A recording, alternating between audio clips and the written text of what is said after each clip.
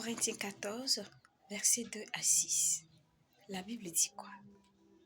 Aspirez aux dons spirituels, surtout aux dons de prophétie.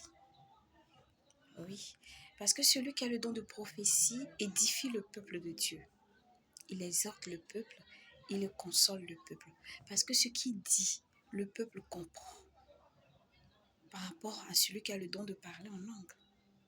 Et le Seigneur va plus loin dans le verset 5 à 6. Il dit que je souhaiterais que vous parliez tous en langue, mais plus que vous prophétisiez. Et il ajoute même en disant que ça servirait à quoi si moi l'Éternel je vous parlais en langue et je ne vous donnais pas des révélations, de paroles que vous comprenez, mais je parle dans une langue étrangère. En quoi cela pourra changer votre vie puisque vous ne comprenez pas? Bien-aimés dans le Seigneur, je veux dire aux gens qui pensent que lorsque une personne ne parle pas en langue, cette personne n'est pas ancrée dans la prière.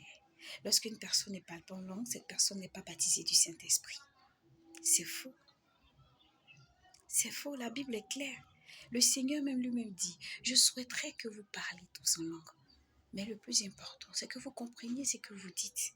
Mais ce que je souhaite le plus, c'est que vous prophétisiez. Donc le don de prophétie, le don de révélation est encore plus puissant et encore plus fort que le parler en langue. Parce qu'il ne s'agit pas de parler en langue, il s'agit de comprendre ce que tu dis pour pouvoir édifier le peuple. Donc, arrêtez de frustrer les personnes en disant non, est-ce qu'il est baptisé du Saint-Esprit? S'il ne parle pas en langue, c'est qu'il n'est pas encore baptisé du Saint-Esprit. C'est faux. C'est pas vrai. Il y a diversité de dons.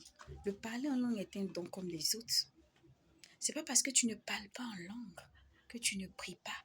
C'est pas parce que tu ne parles pas en langue que ta prière ne monte pas. C'est pas parce que tu ne parles pas en langue que ton alliance avec Dieu est faible. Je dis non.